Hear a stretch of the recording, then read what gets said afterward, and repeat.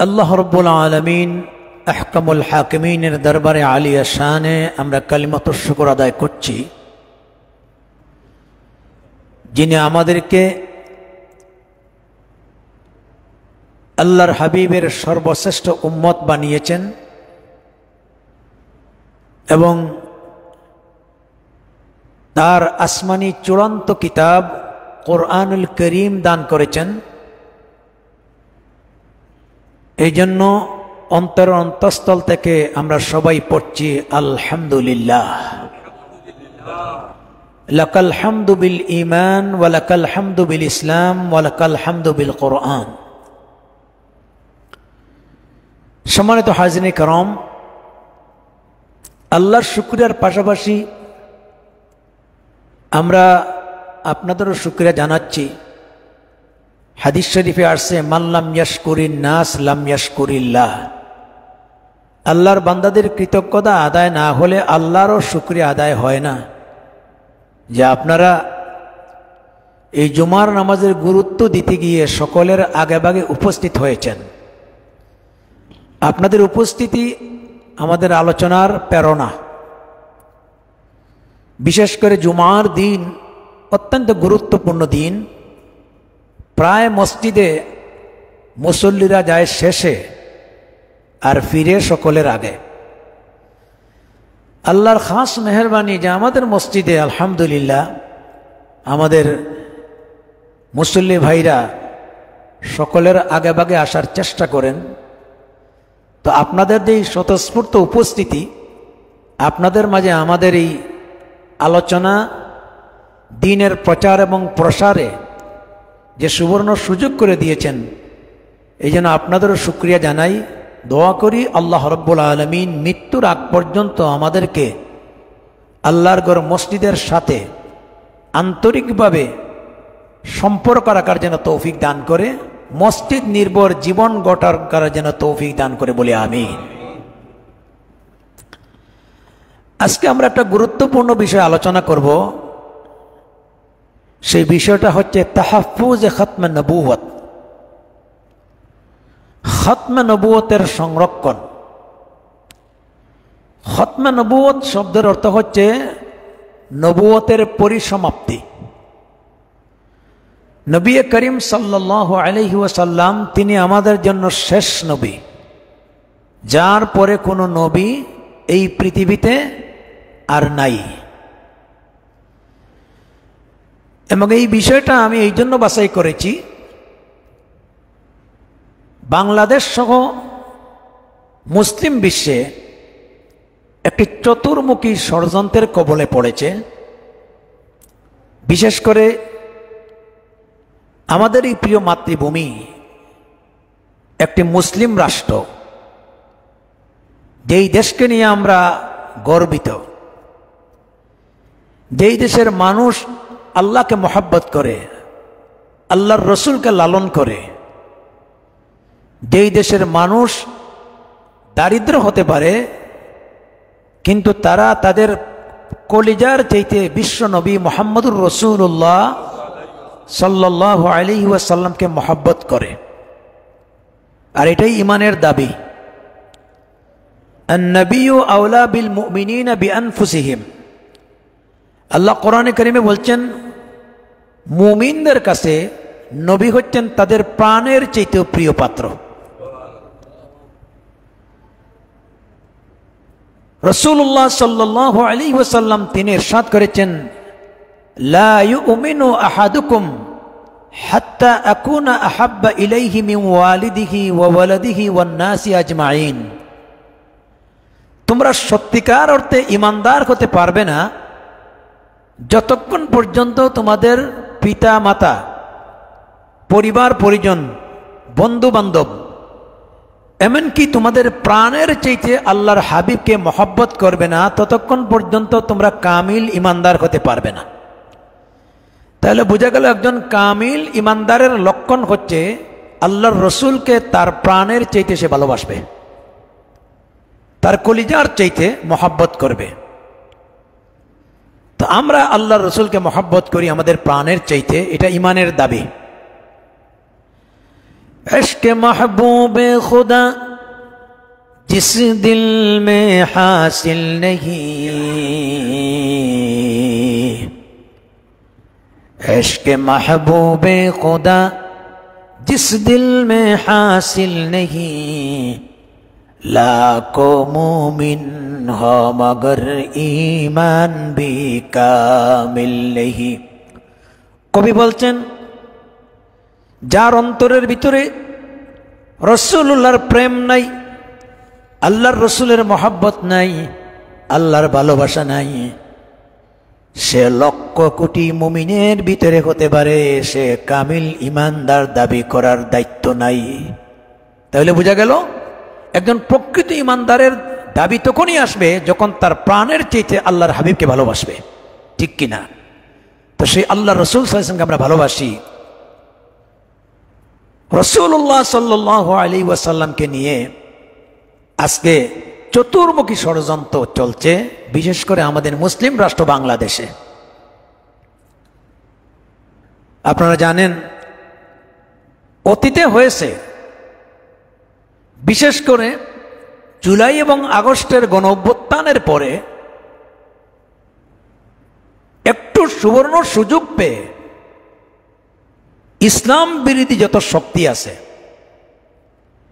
নবী বিরোধী যত শক্তি আছে, মুসলিম জাতিকে বিভ্রান্তি করার যত পথ এবং পদ্ধতি আছে, এই সমস্ত দল বিশেষ, গোষ্ঠী বিশেষ ইদানিং মাথা ছাড়া দিয়ে উঠছে। তার ভিতরে একটা উল্লেখযোগ্য হচ্ছে কাদিয়ানী সম্প্রদায়। কোন সম্প্রদায়? কাদিয়ানী সম্প্রদায়। এই জন্য আমি আজকের বিষয়টা বাছাই করেছি, খতমে নবুয়ত,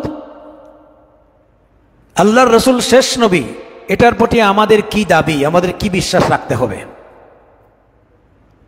এর পাশাপাশি আমি আরো কিছু বিষয় আপনাদের সামনে বলবো, যে বিষয়গুলি প্রত্যেকটা মুসলমানদের জানা অতি দরকার। কারণ আকীদায়ে খতমে নবুয়ত, আল্লাহর রসুলের শেষ নবুয়ত, এটাকে বিশ্বাস লালন করা, এটা আমাদের আকীদার একটি সম্পর্ক, এটা আমাদের একটি ঐচ্ছিক অংশ। যে অংশের বিশ্বাস না করলে মুমিন হওয়া যায় না, ইমানদার হওয়া যায় না। তো আমি এই প্রসঙ্গে পবিত্র কোরআনুল কারীমের একখানা আয়াত তেলাওয়াত করেছি, সূরা আহজাবের 40 নম্বর আয়াত। আল্লাহ রাব্বুল আলামিন বলছেন, মা কানা মুহাম্মাদুন আবা আহাদিম মির রিজালিকুম ওয়ালাকির রাসূলুল্লাহি ওয়া খাতামান নাবিয়্যিন ওয়া কানা আল্লাহু বিকুল্লি শাইইন আলিমা।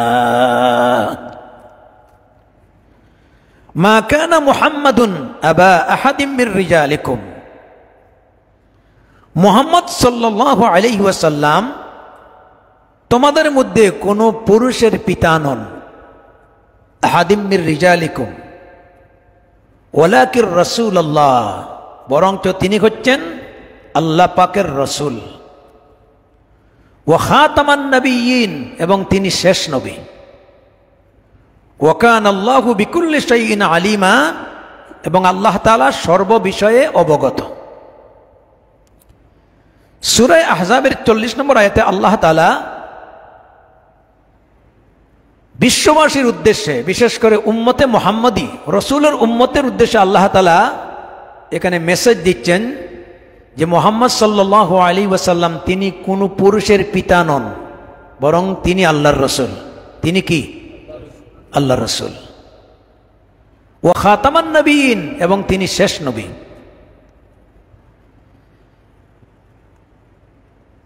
এখানে আল্লাহ তাআলা দুইটা বিষয় অবগত করেছেন। এক নম্বরে হচ্ছেন আল্লাহর রসুল তিনি কারো পিতা নন। আমাদের প্রথমত বুঝতে হবে যে পিতা কাকে বলে। যার উরুসটা সন্তান পিতা দাবি করার অধিকার রাখে তাকেই পিতা বলে। রাসূলুল্লাহ সাল্লাল্লাহু আলাইহি ওয়াসাল্লামের ঔরসজাত থেকে সন্তানাদি জন্মগ্রহণ করেছেন। মেয়েদের ভিতর থেকে ফাতেমা, কুলসুমা, ছেলেদের ভিতর থেকে ইব্রাহিম, এরপরে অন্যান্য সন্তানাদি। তাহলে এই পিতা দ্বারা আল্লাহ তাআলা কি বুঝিয়েছেন? প্রথমত আমাদের বুঝতে হবে পিতা হচ্ছে দুই ধরনের, একটা হচ্ছে বংশীয় পিতা আর আরেকটা হচ্ছে আধ্যাত্মিক পিতা। আল্লাহ তাআলা এখানে বুঝাতে চাচ্ছেন যে তিনি বংশীয় ক্ষেত্রে সন্তানাদির যেমন পিতা, সেই ক্ষেত্রে উম্মতের পিতা নন, বরং তিনি আমাদের আধ্যাত্মিক পিতা। আমরা রসুলের উম্মত, আর রসুল সাল্লাল্লাহু আলাইহি ওয়াসাল্লাম তিনি আধ্যাত্মিক পিতা। কিন্তু তার যেমন সন্তানাদি রেখে গেছেন বা তার জীবন দশায় মারা গেছেন, সেই উরুজাত সন্তানাদি হিসাবে মুহাম্মদ সাল্লাল্লাহু আলাইহি ওয়াসাল্লাম তিনি আমাদের পিতা নন, বরং তিনি আল্লাহর রসুল। তিনি কি? আল্লাহর রসুল। এবং আল্লাহ তাআলা এর পরের অংশে বুঝিয়েছেন খাতামান নবিয়্যিন, তিনি শেষ নবী, যার পরে কোনো নবী এই পৃথিবীতে আগমন হবে না। ওয়ালা নবিয়্যা বাদি, আমার পরে কোনো নবী নেই। একটা জিনিস আপনাদের স্মরণ রাখতে হবে যে আমরা অনেকেই ছোটকালে মক্তবে পড়াশোনা করেছি, মসজিদের মক্তবগুলি, এগুলা কিন্তু মুসলিম সন্তানদেরকে দ্বীনি জ্ঞানের শিক্ষা দেওয়ার প্রাথমিক স্কুল। যদিও কালের চক্রে আজ শহরে বন্দরে মক্তবের অস্তিত্ব বিলীন হয়ে যাচ্ছে, গ্রামাঞ্চলে আছে আলহামদুলিল্লাহ। এই মক্তব হচ্ছে বুনিয়াদী শিক্ষা।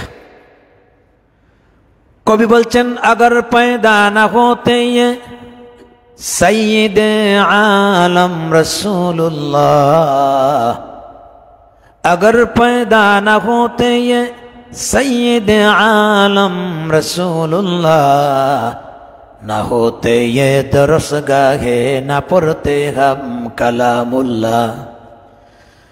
যদি রসুল করিম সাল্লাল্লাহু আলাইহি ওয়াসাল্লাম মক্তব কেন্দ্রিক শিক্ষা ব্যবস্থা চালু করে যেতেন না, আজকে কোরআন পড়া, ইলমে ওহির জ্ঞান অর্জন করা মানুষের পক্ষে সম্ভব হতো না।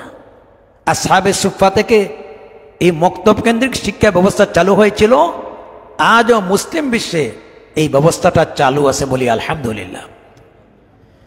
তো আমরা যখন মক্তবে পড়েছি, আমাদেরকে উস্তাদ আমাদেরকে আকাইদ শিক্ষা দিয়েছেন। আকাইদ শব্দের অর্থ যে বিশ্বাস স্থাপন করা, বিশেষ করে 7টা মৌলিক বিষয়ের উপরে বিশ্বাস স্থাপন না করলে ইমানদার হওয়া যায় না। কয়টা? আমরা পড়েছি আমানতু বিল্লাহি ওয়া মালাইকাতিহি ওয়া কুতুবিহি ওয়া রুসুলিহি ওয়াল ইয়াউমিল আখিরি ওয়াল কদরি খাইরিহি ওয়া শাররিহি মিনাল্লাহি তাআলা ওয়াল বাসি বাদাল মাউত। পড়ি নাই? স্মরণ আছে কিনা? আমানতু বিল্লাহ, আমরা ঈমান এনেছি আল্লাহর উপরে, ওয়া রাসূলিহি, তার প্রেরিত পয়গম্বরদের উপরে, এরপরে আসমানি কিতাবগুলির উপরে, আল্লাহর ফেরেশতাদের উপরে, ওয়াল কদরি খাইরিহি ওয়া শাররিহি মিনাল্লাহি সুবহানাহু ওয়া তাআলা, ভালো হোক মন্দ হোক সব আল্লাহর পক্ষ থেকে তার উপরে। এরপরে আমরা ঈমান এনেছি মৃত্যুর পরে আবার পুনরুত্থান হব সেই বিষয়ের উপরে। তো 7টা মৌলিক বিষয়ের ভিতরে ঈমান বির রসুল বা আল্লাহর রসুলের রেসালতকে স্বীকৃতি না দিলে প্রকৃতপক্ষে ঈমানদার হওয়া যায় না। এবং আমাদের ঈমান শুধুমাত্র আমাদের নবীর উপরে না, এই পৃথিবীতে 1 লক্ষ মতান্তরে 2,24,000 আম্বিয়া আলাইহিমুস সালাতু ওয়াস সালাম এসেছেন, সমস্ত নবীদের উপরে আমরা ঈমান এনেছি। আদম আলাইহিস সালাম আমাদের নবী, নূহ আলাইহিস সালাম আমাদের নবী, ইব্রাহিম আমাদের নবী, ইসমাইল আমাদের নবী, ঈসা আলাইহিস সালাতু ওয়াস সালাম আমাদের নবী। তবে একমাত্র আল্লাহর রসুল ছাড়া দুনিয়াতে যত পয়গম্বর এসেছিলেন, নবী এসেছিলেন, সেই সমস্ত নবী রসুল ছিলেন গোত্রভিত্তিক, এলাকা ভিত্তিক। বিশেষ টাইমে আল্লাহ নাজিল করেছিলেন। যখন দুনিয়া থেকে তারা চলে গেছেন, তাদের নবুয়ত সমাপ্ত হয়ে গেছে। আর আল্লাহ রাব্বুল আলামিন আপনার নবী, আমার নবী, বিশ্ব নবী মুহাম্মদুর রাসূলুল্লাহ সাল্লাল্লাহু আলাইহি ওয়াসাল্লামকে দান করেছেন। রাসূলুল্লাহ পরিচয় দিয়েছেন, ইন্নী রাসূলুল্লাহি ইলাইকুম জামিআ। আমাকে সমগ্র মানব গোষ্ঠীর জন্য শেষ পয়গম্বর হিসাবে প্রেরণ করা হয়েছে। বলেন সুবহানাল্লাহ।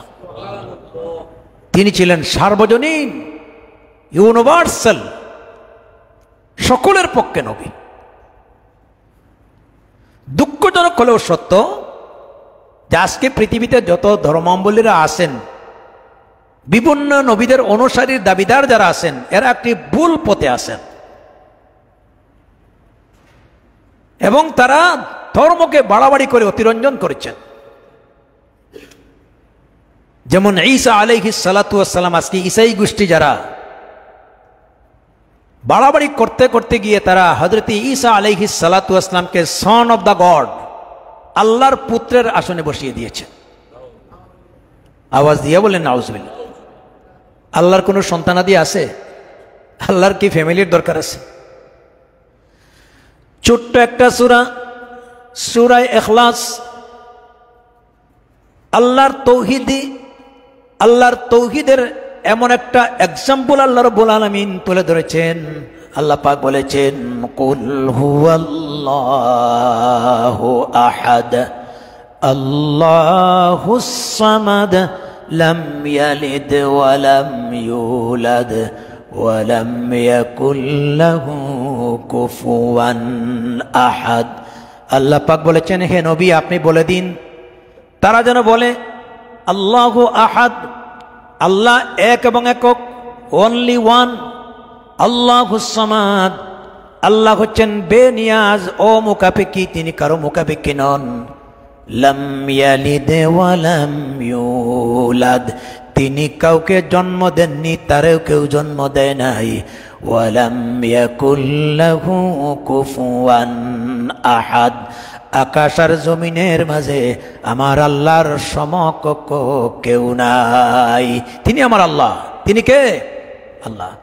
আল্লাহ যদি বউ বাচ্চার দরকার পড়ে তাহলে তো তিনি আল্লাহ হতে পারেন না। এর সমস্ত চাহিদা থেকে আল্লাহ হচ্ছেন পুত এবং পবিত্র। এই জন্য ঈসাই গোষ্ঠীরা ঈসা আলাইহিস সালাতু ওয়াস সালামকে নবী না বানিয়ে তারা বানাইছে আল্লাহর পুত্র। নবীর ব্যাপারে তারা চরম বাড়াবাড়ি করেছে। আর আল্লাহ তাআলা ঈসা আলাইহিস সালাতু ওয়াস সালামকে এই পৃথিবীতে নাজিল করেছেন রিসালাত দিয়ে। তিনি নিজে পরিচয় দিয়েছেন, ইন্নী আব্দুল্লাহ আতানিয়াল কিতাবা ওয়া জাআলানি নবিয়্যা, আমি আল্লাহর বান্দা এবং আল্লাহ তাআলা আমাকে আসমানি কিতাব ইনজিল শরীফ দিয়ে তোমাদের কাছে প্রেরণ করেছেন। জুড়ে বলেন সুবহানাল্লাহ। আজকে এই ঈসাই গোষ্ঠী তারা যদিও ঈসা মসিহকে আল্লাহর পুত্রের আসনে বসাইছে, ইনজিল কিতাবকে তারা বিকৃত করে পৃথিবীর ইতিহাসে তারা আজকে তাদের ধর্ম এবং তাদের প্রেরিত নবীকে নিয়ে চরম বাড়াবাড়ির সম্মুখীন হয়েছে। এই জন্য আমরা যে শুধু মুহাম্মদ সাল্লাল্লাহু আলাইহি ওয়াসাল্লামকে নবী মানি না, আমরা ঈসা আলাইহিস সালামকেও মানি, কিন্তু আমরা আল্লাহর পুত্র হিসাবে মানি না, আমরা মানি আল্লাহর নবী হিসাবে। কি হিসাবে? নবী হিসাবে।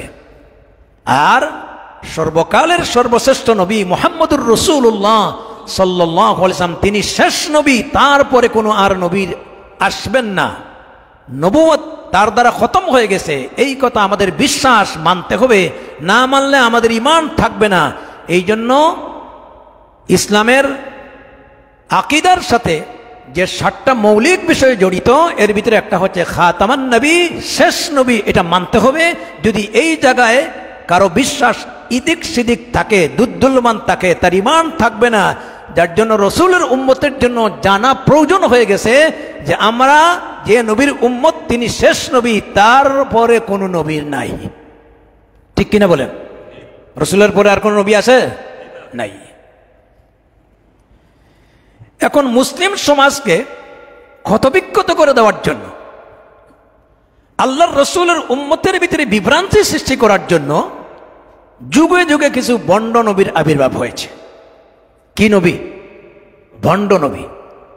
রসুলুল্লাহর ইন্তেকালের পরে একজনে দাবি করছে নবুয়তি, তার নাম হলো মুসাল্লামাতুল কাজ্জাব।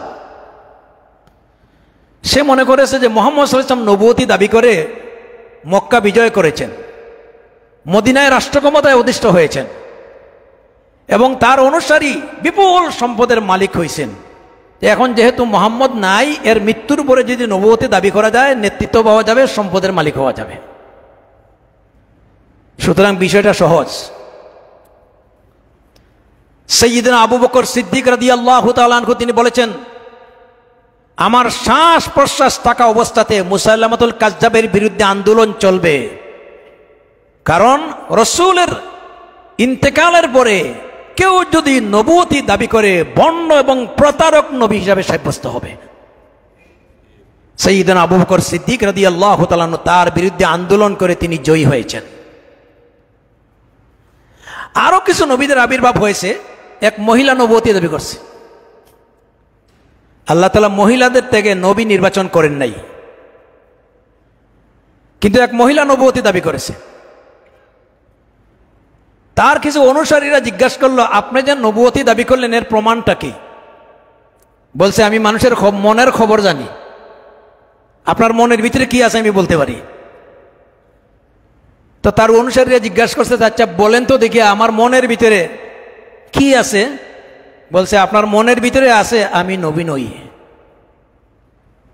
কথাটা বুঝছেন না?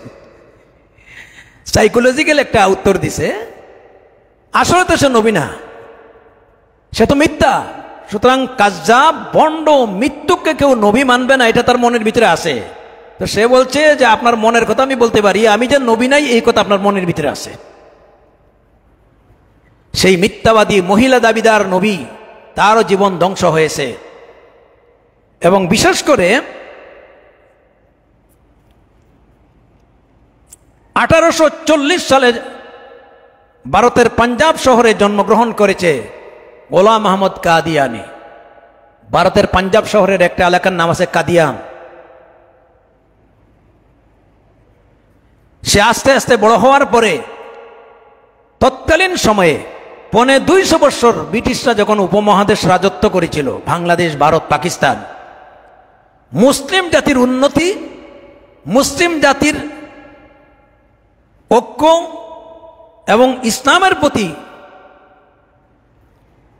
আচার লেনদেন, দাওয়াতে ইসলাম, সমাজের ভিতরে ইসলামের প্রচার এবং প্রসার, এগুলা দেখার পরে তৎকালীন সময়ে মুসলমানদের ভিতরে বিভ্রান্তি সৃষ্টি করার জন্য গোলাম আহমদ কাদিয়ানিকে ব্রিটিশরা বাছাই করেছিল।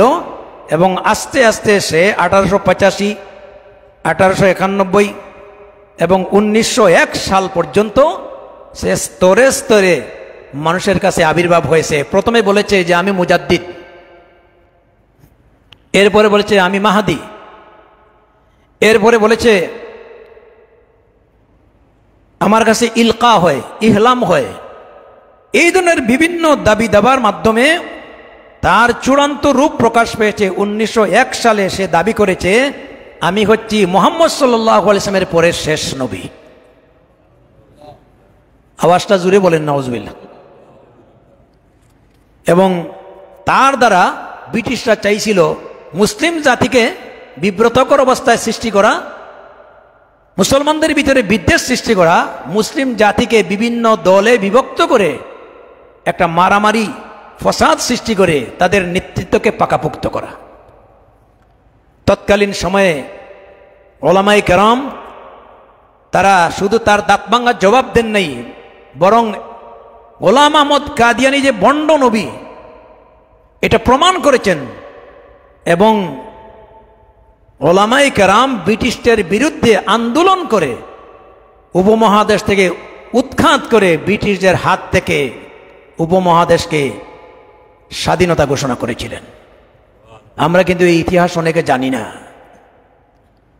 মুআজ্জাজ হাজিনে কেরাম, ব্রিটিশ বিদায় হয়ে গেছে, গোলাম আহমদ কাদিয়ানির মৃত্যু হয়েছে অত্যন্ত মর্মান্তিকভাবে, টয়লেটে পড়ে মারা গেছে।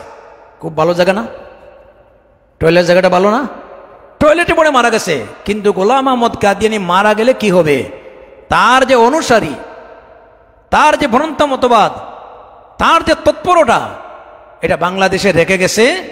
আজ পর্যন্ত আহমদিয়া মুসলিম জামাত নামে তারা একটা আস্তানা গড়েছে ঢাকাতে, এবং বকশীবাজারে তাদের মসজিদ আছে, তাদের প্রতিষ্ঠান আছে, এবং অত্যন্ত সুকৌশলে এখন পর্যন্ত বাংলাদেশের মুসলমানকে বিভ্রান্ত করার জন্য তাদের কাজ চালিয়ে যাচ্ছে।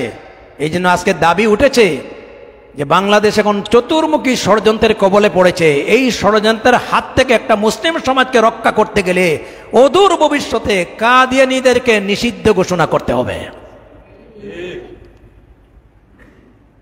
কাদিয়ানীদেরকে কি করতে হবে? নিষিদ্ধ ঘোষণা করতে হবে। এত বড় খবিস ছিল। সময় কম, জুমার সময়ে বিস্তারিত বলার মতো আমার হাতে টাইম নাই, কিন্তু এগুলা জানাইয়া দেওয়া আমাদের দায়িত্ব, নৈতিক দায়িত্ব। কারণ আকীদা যদি আমাদের সংরক্ষণ না হয়, আমাদের ঈমান এবং বিশ্বাস যদি পরিশুদ্ধ না হয়, তাহলে নামে আমরা মুসলমান থাকব, কিন্তু বিশ্বাসের কারণে আমাদের ঈমান চলে যাবে। অথচ দুনিয়ার সবচেয়ে বড় দৌলত হচ্ছে ঈমান। যার ঈমান নাই তার কিছুই নাই। আমরা সর্বহারা নামে কিছু কথা শুনি। সর্বহারা, আসলে সর্বহারা কারা? যার বাড়ি নাই, ঘর নাই। মূলে সর্বহারা হচ্ছে যার ঈমান নাই। ঈমান যার নাই সে সর্বহারা। দুনিয়াও গেছে, আখিরাতও গেছে। একবার তার আপনার পাইলস রোগে আক্রান্ত হয়েছিল। পাইলস রোগ মানে পায়খানার রাস্তা দিয়া রক্ত যায়। তাকে জিজ্ঞেস করা হলো যে তুমি যে নবুয়তি দাবি করছো, তোমার নবুয়তের দলিল কি? দলিল ছাড়া তো নবী হওয়া যায় না। নবী হইতে হলে দুইটা জিনিস লাগে, জেনে রাখবেন। কয়টা জিনিস? একটা হলো আল্লাহ প্রদত্ত, আল্লাহর মনোনীত হতে হবে। আল্লাহ সিলেক্টেড যাকে করবেন তাকে নবী হতে হবে। আর দুই নম্বর হলো তার কাছে ওহী আসতে হবে। কি আসতে হবে? ওহী। আমার সম্মানিত হাজরিন کرام, এই জন্য কোরআনে কারিমে রাসূলুল্লাহ সাল্লাল্লাহু আলাইহি ওয়াসাল্লামের বৈশিষ্ট্য আল্লাহ পাক বর্ণনা করতে গিয়ে বলেছেন, মা ইয়ানতিকু আনিল হাওয়া ইন হুয়া ইল্লা ওয়াহিয়ুন ইউহা। ও দুনিয়ার মানুষ, আমার নবী মুহাম্মদুর রাসূলুল্লাহ সাল্লাল্লাহু আলাইহি ওয়াসাল্লাম তোমাদেরকে যা বলেন, এই কথাগুলি তার মন মস্তিষ্ক প্রসূত নয়, বরং ইন হুয়া ইল্লা ওয়াহিয়ুন, আমি আল্লাহ পাক যা নাজিল করি, যা ওহী করি, তা তিনি বর্ণনা করেছেন। অতএব মুহাম্মদ সাল্লাল্লাহু আলাইহি ওয়াসাল্লামের কথা আসলে আল্লাহ রাব্বুল আলামিনের কথা। নবীর কথা আসলে কার কথা? কোরআন ও ওহী, হাদিস ও ওহী। পার্থক্য এতটুকু, কোরআন হচ্ছে ওহী মাতলুব, সরাসরি আল্লাহ পাক আয়াত নির্ধারণ করে নাজিল করেছেন। আর হাদিস হচ্ছে ওহী গায়র মাতলুব, আল্লাহ পাক যা আদেশ করেছেন নবীর ভাষায় বর্ণনা করেছেন। কিন্তু দুইটাই ওহী, দুইটাকে আলাদা করার কোনো সুযোগ নেই। তো নবী হতে হলে ওহী লাগে, আর আল্লাহ কর্তৃক সিলেক্টেড, মনোনীত হতে হয়। এখন গোলাম আহমদ কাদিয়ানীকে জিজ্ঞাসা করা হলো, তুমি যে নবুয়তি দাবি করলে, তোমার নবুয়তের দলিল কি? কত বড় খবিস ছিল। সে বলছে যে আমার নবুয়তের দলিল হলো, দেখো মহিলাদের মাসিক হয়, পুরুষের কোনো মাসিক হয় না, কিন্তু আমার মাসিক হয়। সুরে বলেন নাউজুবিল্লাহ। পায়েস টুকে আক্রান্ত, পায়খানা দিয়ে ময়লা যাচ্ছে, এটা তার নবুয়তের দলিল বানাইছে। নাউজুবিল্লাহ আসতে বলেন কেন? কত বড় খবিস ছিল। এবং সে বলেছে ব্রিটিশের পক্ষে প্রচার এবং প্রসারণা করা এটা আমার নবুয়তের দায়িত্ব। ব্রিটিশকে মানা ফরজে আইন, এই কথাগুলি প্রচার করেছে। তৎকালীন সময়ে তার সঙ্গে অনেক বহস হয়েছে। কোন বহসে পরাজিত হওয়া ছাড়া কোনো উপায় নাই।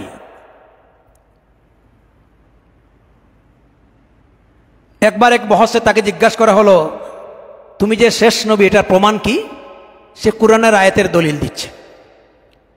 সে বলছে তোমাদের কোরআনে সূরা সফে আছে,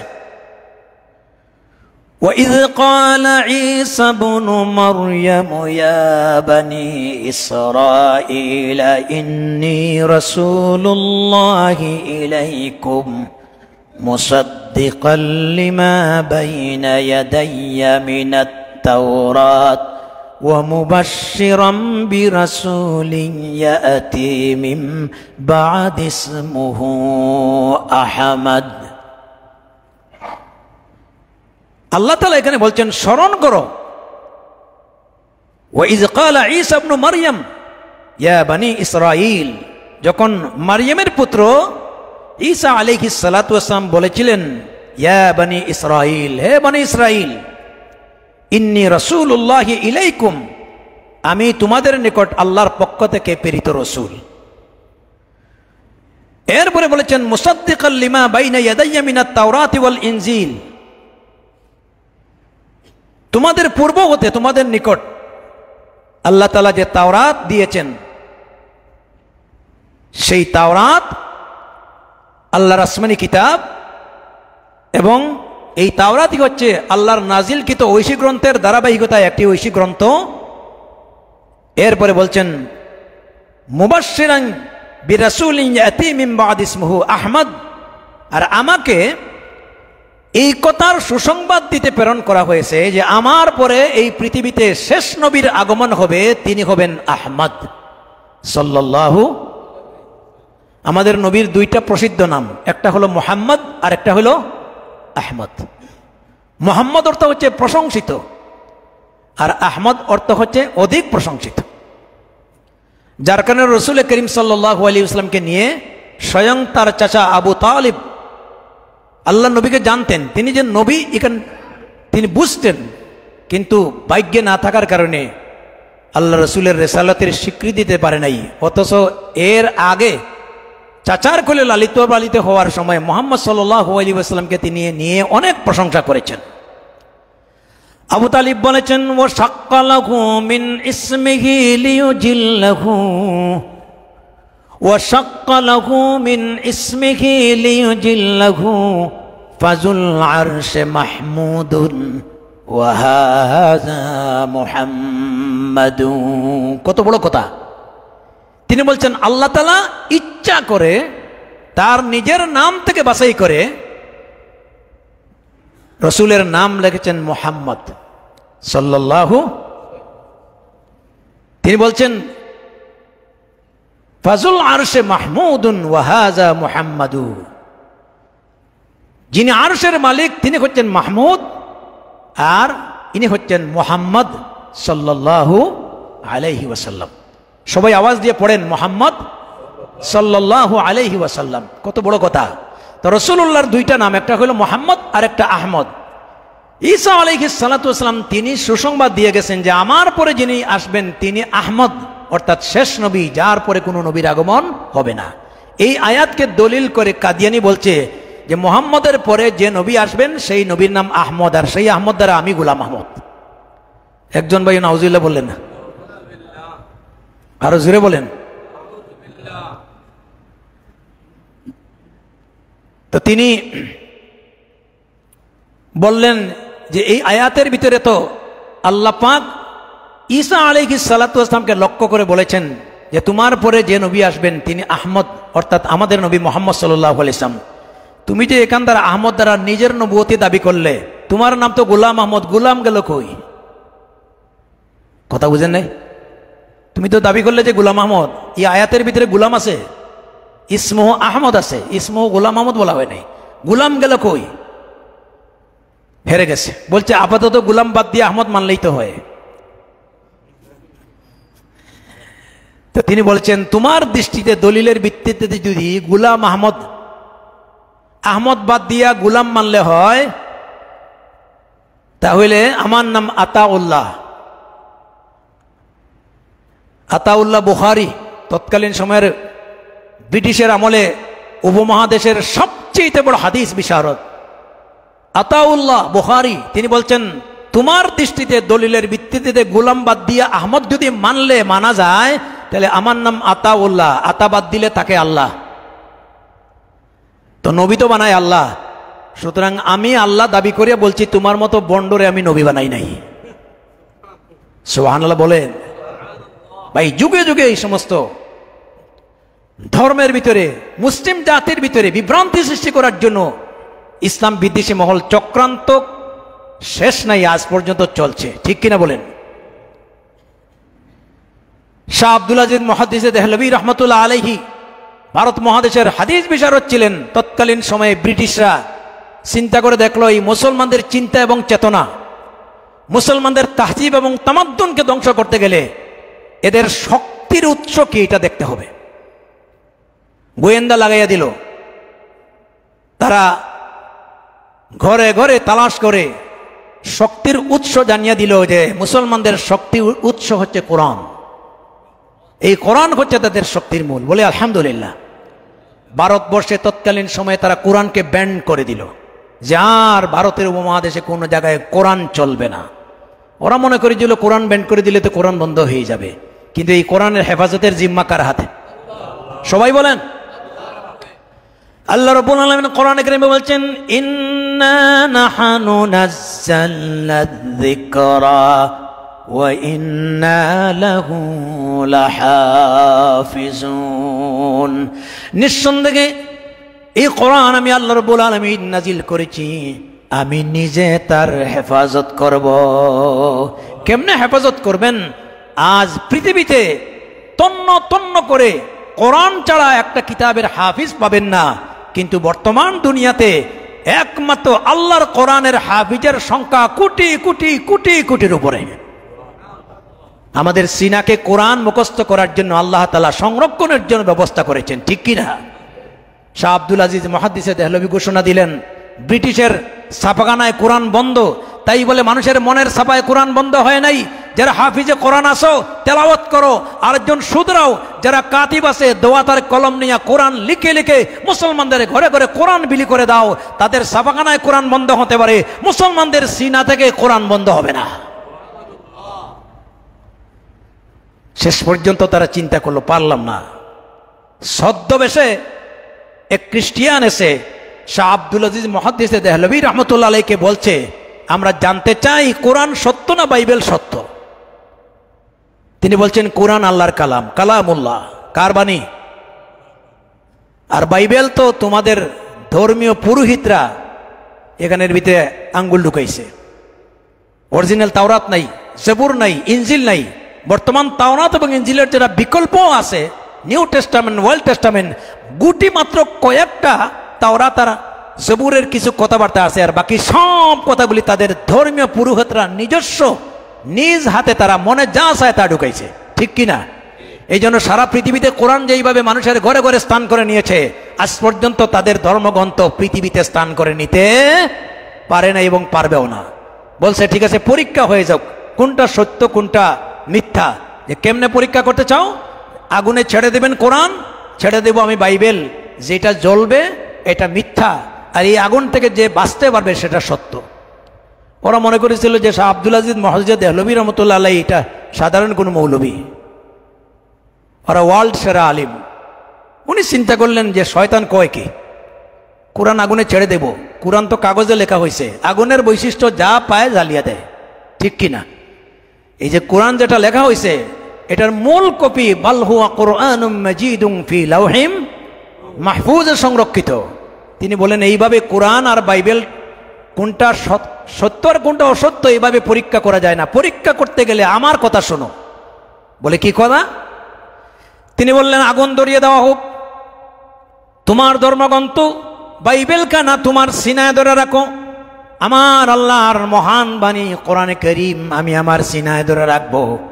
এবার আসো মুসলমান আর খ্রিস্টান যার যার ধর্মগ্রন্থ নিয়ে আমরা আগুনে ঝাঁপিয়া পড়বো, দেখবো কে মরে আর কে বাঁচে। জোরে বলেন সুবহানাল্লাহ। সে তো চিন্তাও করে নাই এমন উত্তর আসবে। চিন্তা করছে বাবা কোরআন নিয়ে আগুনে পড়তে চায়, বলছে সরি আপনার সাথে পারলাম না। এইভাবে যুগে যুগে আলহামদুলিল্লাহ খতমে নবুয়ত, আল্লাহর রসুলের শেষ নবী এবং আল্লাহ তাআলা যে কোরআন নাজিল করেছিলেন এগুলাকে যুগে যুগে হক্কানি রব্বানি উলামায়ে কেরাম সাহসী ইমানদারদের দ্বারা আল্লাহ তাআলা সংরক্ষণ করেছেন, কিয়ামত পর্যন্ত সংরক্ষিত থাকবে, ঠিক কিনা? কিন্তু আজকে একটা কথা আপনাদের উদ্দেশ্যে জরুরি ভিত্তিতে বলতে হচ্ছে, কারণ ওই আগেই বলছিলাম জুলাইয়ের অভ্যুত্থানের পরে, আগস্টের অভ্যুত্থানের পরে এরা মনে করছে যেহেতু দেশ স্বাধীন হয়ে গেছে, সুতরাং গণতন্ত্র আবার পুনরুত্থান হয়েছে, আমরা আমাদের নিজস্ব ধর্ম এবং যে কোনো কৌশলে মুসলমানদের ভিতরে বিভ্রান্তি সৃষ্টি করা যায় নাকি, এই সুযোগ সন্ধানীরা এখন আবার ওই কাদিয়ানীরা বাংলাদেশে মাথা ছাড়া দিয়ে উঠেছে। এর সাথে আরেকটা উঠেছে ইসকন নামের দুষ্ট শয়তানগুলি। শুনুন নাই আপনারা, হিন্দু ধর্মের ভিতরে সনাতন যে সমস্ত ধর্মাবলীরা আছে তারা তাদের নিজস্ব পদ্ধতিতে তারা ধর্মকর্ম পালন করছেন। হিন্দুদের সাথে আমাদের আজও কোনো দুশ্মনী নাই। আজকে সাম্প্রদায়িক সম্প্রীতির কথা যতগুলি বলা হয়, পৃথিবীর মানচিত্রে সাম্প্রদায়িক সম্প্রীতির উজ্জ্বল দৃষ্টান্ত যদি নিতে হয়, আসুন বাংলাদেশে। কারণ এই দেশ হিন্দু, বৌদ্ধ, খ্রিস্টান সব ধর্মের মানুষের দেশ। তাদের ধর্মে যেন কোনো আঘাত না আসে, তাদের ধর্মচর্চায় কোনো বাধা যেন না আসে, এই জন্য কুচক্রী মহলের হাত থেকে রক্ষা করার জন্য এই দেশের বিধর্মীদের উপাসনালয়গুলি আমরা পাহারা দিয়েছি।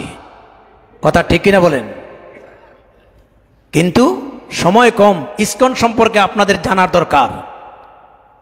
এটা হলো হিন্দুদের একটি উগ্রবাদী সংগঠন, জঙ্গি সংগঠন। কথা বুঝছেন? এদের জন্ম হয়েছে আমেরিকাতে, আর এদের কেন্দ্রীয় অফিস হচ্ছে ভারতে। প্রথমে তারা ধর্ম প্রচারের নামে কাজ শুরু করেছিল, কিন্তু আস্তে আস্তে থলের বিড়াল বেরিয়ে গেছে। তাদের বিভিন্ন স্কুলে ছোট ছোট বাচ্চাদেরকে ধর্মচর্চার নামে সেখানে যৌন চর্চা দেওয়া হচ্ছে। দেখেন নাই আপনারা? মসজিদের ইমামের উপর আঘাত করা হয়েছে। চট্টগ্রামে তারা সমাবেশ করেছে। এইভাবে তাদের উদ্দেশ্য হলো বাংলাদেশের মুসলমানদের ভিতরে বিভ্রান্তি সৃষ্টি করা এবং সনাতন পদ্ধতি হিন্দুদের বাড়িঘর দখল করা, সরকারি অফিস আদালতে চাকরি নেওয়া। অথচ এই দেশে হিন্দুরাও চাকরি করছেন, কোনো চাকরিতে বাধা আছে? কথা বলেন না কেন? সচিবালয়ে 450-র উপরে সচিব হিন্দু। আফসোসের বিষয়, আজকে ভারতের দিকে তাকাইয়া দেখেন 1% মুসলমানদের চাকরি নাই। আর আমার দেশে বিধর্মীরা চাকরি করছেন, 400 জন সচিব হিন্দু স্বপদে বহাল থেকে তারা কাজ করছেন। এতে আমাদের হিংসা নাই, তাদের যোগ্যতায় তারা চাকরি পেয়েছেন, চাকরি করবেন। কিন্তু আজকে অত্যন্ত সুকৌশলে সেবার নামে, ধর্ম প্রচারের নামে এই ইসকন একটি জঙ্গি সংগঠনের রূপ ধারণ করেছে।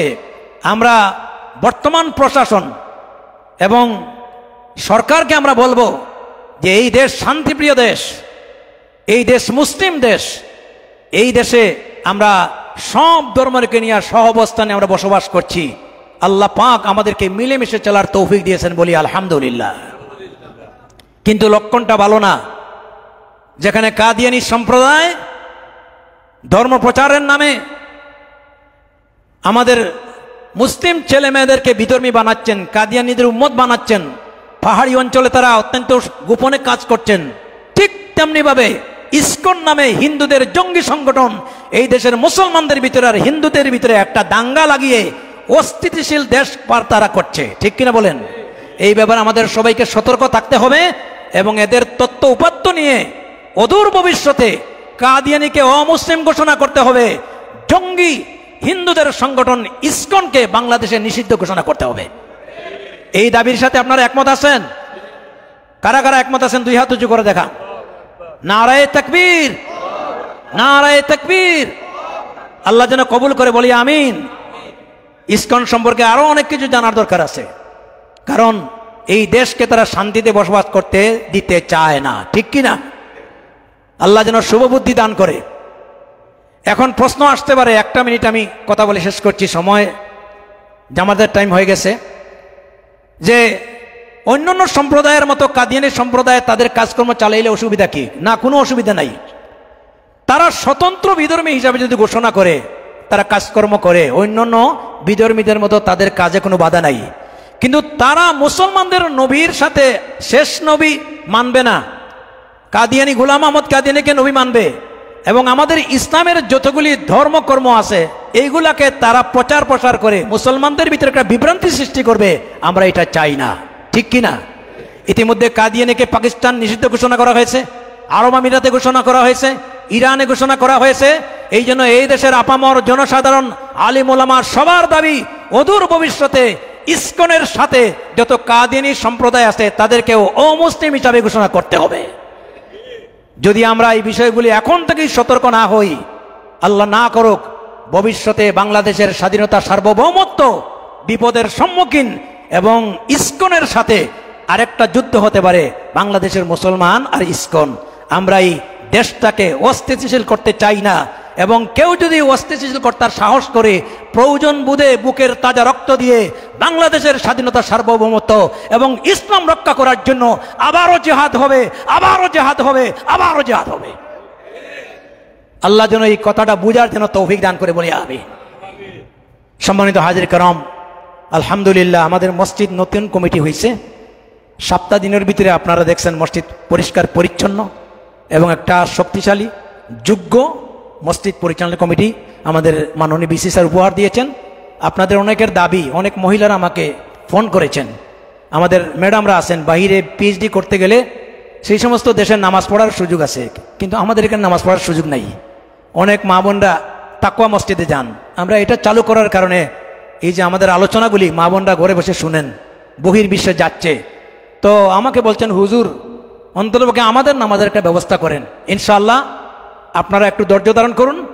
আমাদের মসজিদ কমিটি এবং আমাদের মাননীয় ভাইস চ্যান্সেলর তিনি মসজিদ আপাতত সংস্কার করে দিবেন। আমাদের টয়লেটের দুরবস্থা এবং এখানে নারীদের একটা ব্যবস্থাও হবে।